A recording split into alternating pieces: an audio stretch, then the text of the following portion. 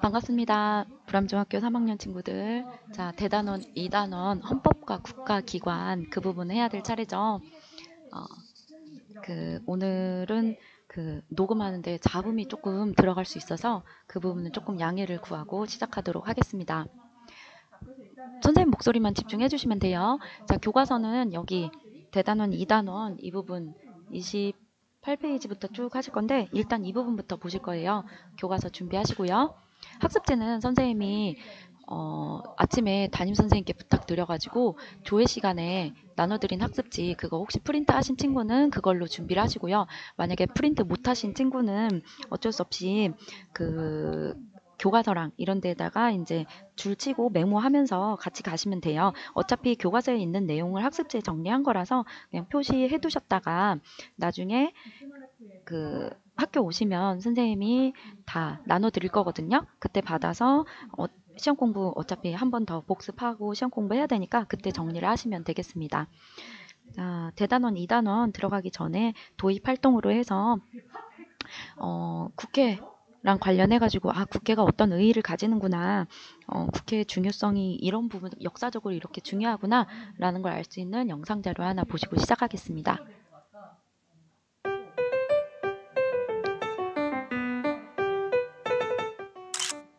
테니스 코트에서 다들 뭐 하는 거지? 가운데 사람이 오른손을 들고 있는 것을 보니 선서를 하는 중이구나. 그러고 보니 손에 종이도 들고 있어요. 눈썰미가 좋은걸? 그런데 누구세요? 내가 바로 이 테니스 코트의 서약을 그린 다비드란다. 안녕하세요. 안녕? 혹시 그림에 대해 궁금한 것이 있니? 테니스 경기장에 모인 사람들이 열광하고 있는데 무엇에 열광하는 것인지 궁금해요. 이 그림은 18세기 프랑스에서 일어난 테니스 코트의 서약 모습을 담고 있단다. 네? 테니스 코트에서 서약을 했다고요? 그래, 평민 대표를 중심으로 구성된 국민의회는 실내 테니스 경기장에서 모여 헌법을 제정하고 사회 질서가 회복될 때까지 해산하지 않을 것을 서약했어. 이 서약은 자유와 평등한 시민사회 설립을 위한 프랑스 혁명의 시발점이 되었단다. 또 오늘날과 같은 의회의 형태가 만들어지는 데도 영향을 주었단다. 그런 역사적 사건을 표현한 그림이었군요. 테니스 코트의 서약 꼭 기억해야겠어요. 너네 역사 시간에 세계사 시간에 조금 더 자세하게 배울 건데 프랑스 혁명이나 당시에 혁명이 있었을 때 당시 사람들이 지키고자 했었던 가치가 어떤 걸까?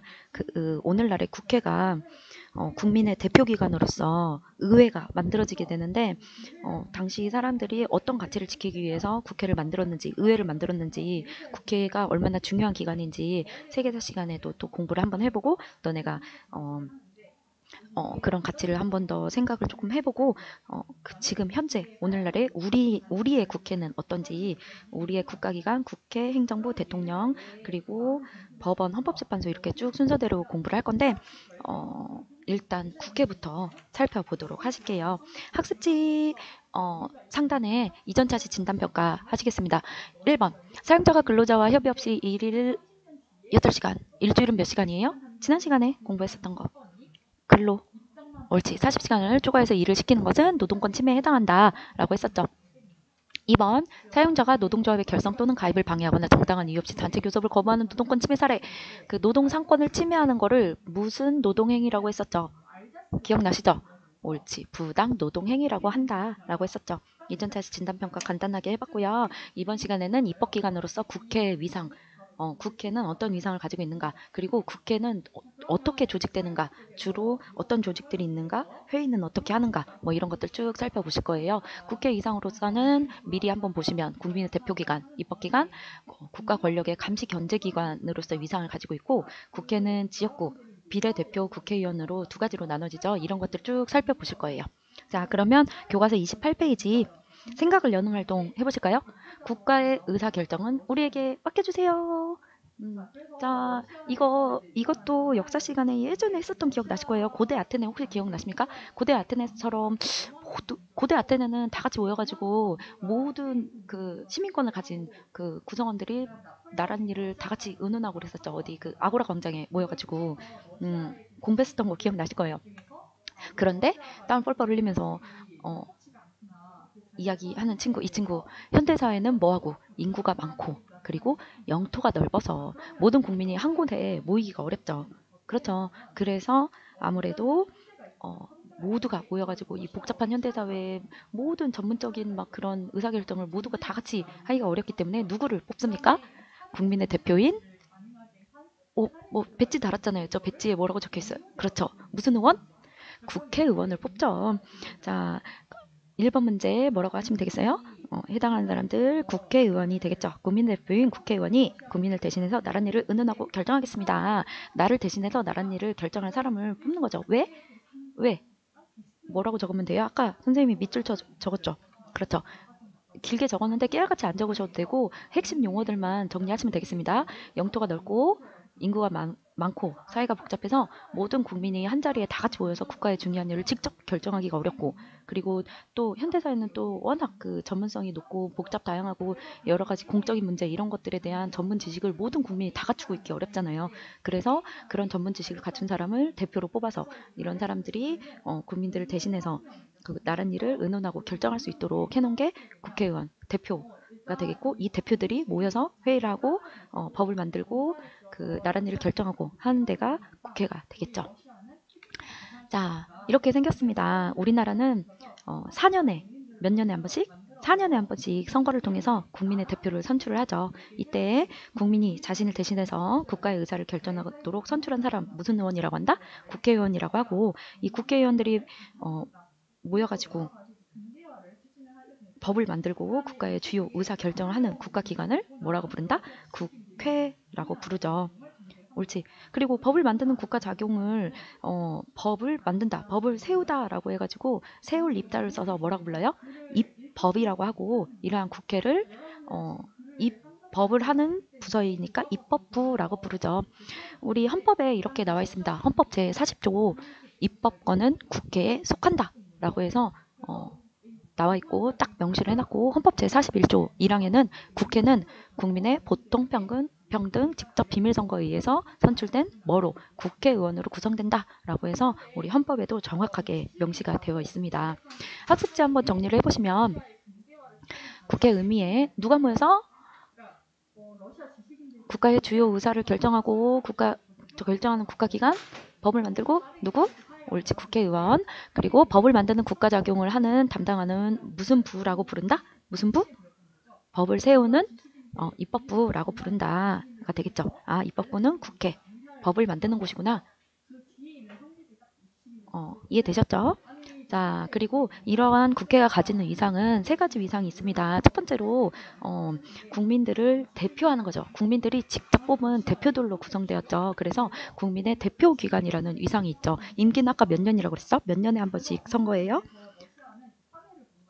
4년에 한 번씩 선거를 하죠. 국민의 대표기관으로서의 위상. 그리고 국가의 조직과 통치의 기초가 국가를 조직하고 통치는 다스리는 거죠.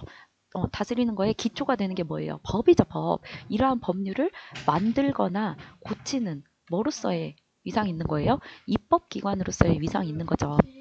그리고 또 한 가지 더가 있는데 뭐냐면 국가 권력의 감시 견제기관이에요.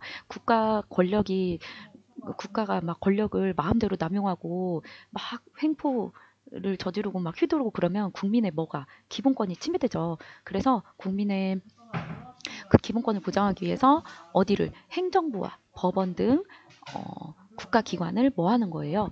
감시하고 견제하는 그런 기관으로서 역할도 하죠. 그래서 국가 권력의 감시 견제 기관으로서 위상도 있다라고 알아두시면 되겠어요. 뭘 위해서? 국가 권력의 남용을 방지하고 국민의 기본권을 보장하기 위해서 그렇다라고 알아두시면 되겠죠. 학습지 쭉 정리하셨고 여기까지 막 엄청 어렵지는 않죠. 아, 국회라는 게 이런 데구나. 우리가 말로만 뉴스에만 이렇게 들었지. 아, 이렇구나라고 우리가 알 수 있죠. 자, 그러면 국회는 어떻게 구성될까? 국회의 구성.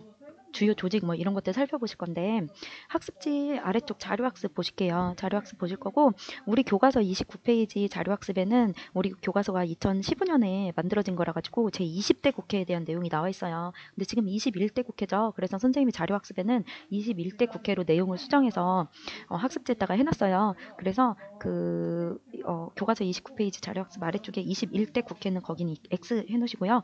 그 학습지 21대 국회로 내용을 보시면 되겠습니다. 일단 자료학습을 한번 보시면서 내용을 한번 봐보시면 우리나라 국회의원은 거기 그림 보시면 지지하는 후보의 한 표, 지지하는 정당의 한 표 이렇게 해가지고 한 표 한 표 해서 표가 몇 개예요. 여기 그림 한번 보세요. 여기 표가 몇 개예요? 두 개죠. 자세히 보시면 지역구 의원에게 투표를 한 표 하고 그리고 비례대표 의원에게 투표를 한 표 합니다. 이게 약간 헷갈릴 수 있는데 선생님이 이거 영상 다 끝나고 그 설명 한 번 더 해드릴게요. 국회는 각 지역구에서 그 최고의 득표자로 선출된 지역구 국회의원 다수 가장 많은 득표를 얻은 사람이 국회의원을 뽑아요. 이게 지역구 국회의원이에요. 이를테면 여기 갑당, 을당, 병당, 정당 이렇게 있죠. 내가 마음에 드는 사람의 뽑는 거예요. 갑당, 을당, 정당에 김주리, 뭐 강경책, 송세라, 백제구, 이슬기 뭐 이 사람 있는데 나는 뭐 병당의 송세라가 마음에 든다. 뭐 이렇게 뽑게 되겠죠. 그러면은 뭐 여러 사람들이 표를 이제 개표를 했을 때 이를테면은 뭐 을당의 강정책이 가장 많은 표를 얻었다라고 하면은 을당의 강정책 이 사람이 이 지역구의 뭐뭐뭐 땡땡땡 선거구에 강정책이 당선해가지고 지역구 국회의원이 되는 거예요. 어렵지 않죠? 자, 그런데 여기서 이제 헷갈리기 시작하는 게 너네가 비례대표가 들어오면은 엄청 헷갈리기 시작합니다. 아, 비례대표가 뭐지? 이 비례대표는 다수대표가 아니라 각 정당의 득표율에 비례해서 선출되는 거예요. 그래서 각 당별로 선호하는 당을 찍는 거예요. 선생님 왜 이렇게 복잡하게 만들어놨어요? 다 이유가 있습니다. 왜 이렇게 복잡하게 만들어놨냐면 보시면은 여기 이 부분 보세요. 무소속 이슬기가 있죠. 뭐지? 사람들이 처음에는 지역구 국회의원 투표만 했어요. 지역구 국회의원만 투표하다 보니까, 사람들이 사람만 보고 뽑는 게 아니라, 국민들이 사람만 보고 뽑는 게 아니라 사실 그 정당에 대한 의사가 들어가는 거잖아요. 그래서 김주립을 뽑을 때는 갑당에 대한 선호도 들어가게 되는 거예요. 그래서 갑당 김주립을 뽑게 되는 거잖아요. 그런데 만약에 이슬기를 뽑은 사람은 무소속인, 당이 없는 이슬기를 뽑은 사람은 당에 대한 선호가 안 들어가죠. 그러면 실질적으로 김주립을 뽑은 사람은 당에 대한 선호와 사람에 대한 선호가 두 번 들어가기 때문에 이 사람은 실질적으로 두 표를 행사한 게 되는 거고 이슬기를 뽑은 사람은 당에 대한 선호가 들어가지 않았기 때문에 실질적으로 봤을 때 한 표밖에 행사를 못한 거다. 이거는 형평성에 어긋나죠. 그래서 당에 대한 선호를 따로 뽑자라고 해서 비례대표가 나온 거예요. 어떤 당을 선호하는가를 따로 물어보자라고 하게 된 거죠. 그래야 형평성에 맞다. 왜냐하면 무소속을 뽑는 사람은 무소속을 뽑더라도 당에 대한 선호를 따로 표시를 하고 싶으니까 그래야 정당하니까 형평성에 맞으니까 그래서 비례대표라는 게 나오게 된 거죠. 그래서 이 비례대표는 지역구가 없습니다. 전체에서 갑을 병정 당 중에 내가 좋아하는 당이 있으면 이렇게 투표를 하고 나중에 개표를 했을 때 을당이 가장 많은 득표를 얻었다라고 하면은 을당의 후보 1, 2, 3, 4 득표 수대로 후보들이 국회에 진출을 하게 되는 거예요. 비례대표 의원이 되겠죠. 지역구 국회의원과 비례대표 국회의원으로 나눠진다라고 하겠습니다. 정리를 해보시면 우리나라는 국회의원 선거에서 유권자의 의사가 좀 더 정확히 반영되도록 하기 위해서 지지하는 사람 지역구 국회의원이죠. 그리고 정당, 비례대표 국회의원이 되겠죠. 정당에 각각 투표하도록 하는 1인 몇 표제? 2표제를 실시하고 있습니다. 이러한 방식을 채택하는 이유는 일단 죽음표죠. 사표가 많이 나오고 소수의 의견이 무시되기 쉬운 다수대표제의 한계. 이거는 이제 너네가 고등학교 가가지고 정치를 선택하게 되시면 조금 더 깊이 있게 공부를 하실 거예요. 다수대표제와 소수대표제의 장단점을 비교해서 공부하실 거고 수능에 그런 식으로 문제가 많이 나오거든요. 이제 중학교 수준에서는 이렇구나라고 이 정도까지 알아두시면 됩니다. 너네가 중학교 때 이 부분을 공부를 기초를 탄탄히 해서 고등학교 가서서 정치 선택하시면은 중학교 때 배웠던 거지라고 해서 도움이 많이 되시겠죠. 그 다수 대표제의 한계를 이제 보완하고 그리고 후보와 정당에 대한 국민의 의사를 정확하게 그 선호를 정확하게 반영하기 위해서 이렇게 투표를 하게 생겼죠. 자, 이때 각 지역구에서 최고 득표자로 선출되는 국회의원은 지역구 국회의원, 각 정당의 득표율에 비례해서 선출되는 국회의원은 뭐라고? 비례대표 국회의원이라고 한다. 이 부분 끝까지 이해 안 되시는 친구들, 선생님 이거 영상 끝나고 다시 한번 설명할 거니까 막 당황하지 마시고 끝까지 수업 다 들으시면 이해되실 수 있습니다. 자, 제21대 국회는 각 지역구에서 선출된 지역구 국회의원 253명, 정당별 득표율에 비례해 선출된 비례대표 국회의원 47명, 총 300명의 국회의원으로 구성되어 있습니다. 자료 보시면은 현재 그 21대 대통령 국회의원 대통령이래 국회의원은 그 선거일이 2020년이었어요. 2020년 4월 15일에 했었고 전체가 보시면 전체가 300명인데 지역구 의원이 253 그리고 비례대표가 47이죠.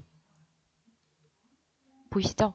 그렇게 해서 300명으로 국회가 구성이 되어 있습니다. 그리고 비례대표 의석수는 아까 47석이었죠. 그 47석을 이렇게 각 당별로 가져갔었죠. 자, 그러면은 학습지에다가 정리를 한번 해봅시다. 학습지 개념 정리 부분으로 올라가셔서 굵은 2번 국회 구성과 주요 조직. 지역구 국회의원은 각 지역구에서 각 지역구에서 표를 가장 많이 얻은 사람. 뭐라고 그래요?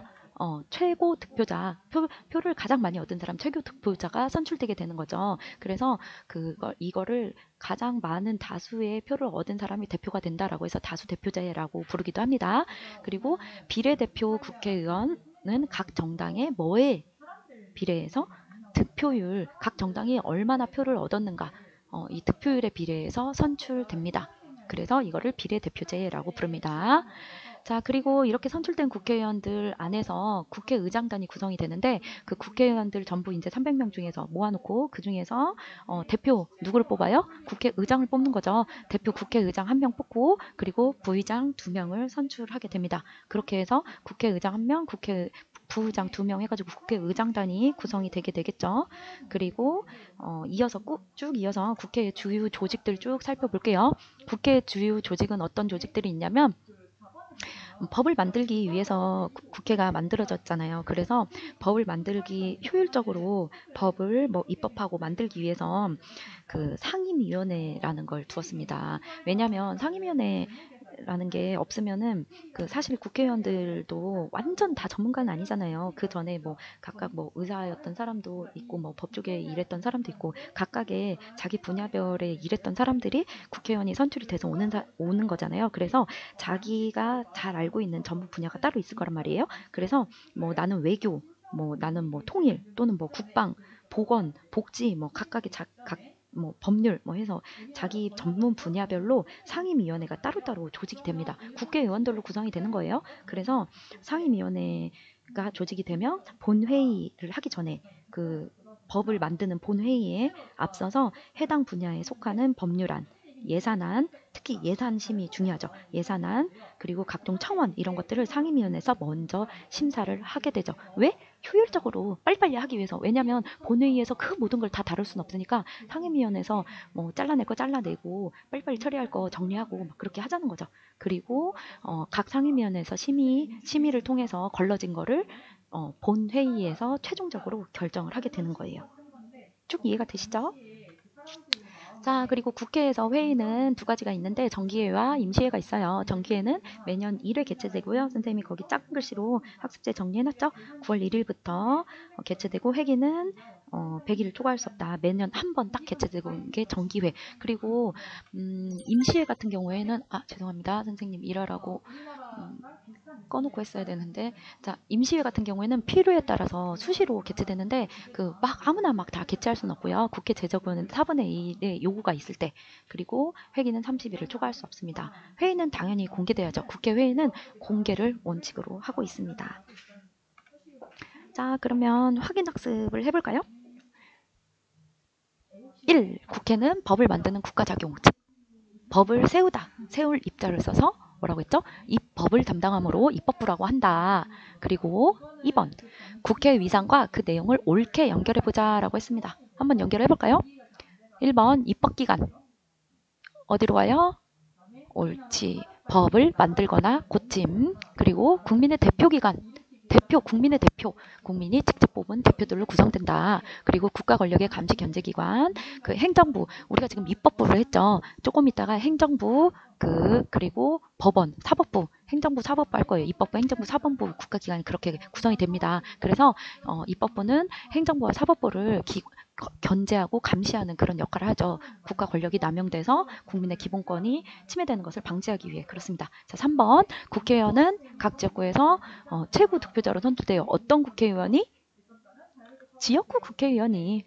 그리고 나머지 득표율에 비례해 각 정당의 득표율에 비례해서 선출되는 건 비례대표 국회의원이 되겠습니다. 자, 그리고 다음 시간에는 국회에 어떤 기능을 할까 그 부분 교과서 30페이지 이어서 할 거고 그 온클로 돌아가서 우리가 지금 비례대표 국회의원과 지역구 국회의원 그 부분 이해 잘 안 되는 친구들 많을 거예요. 선생님이 한 번 설명 더 해드릴 거거든요.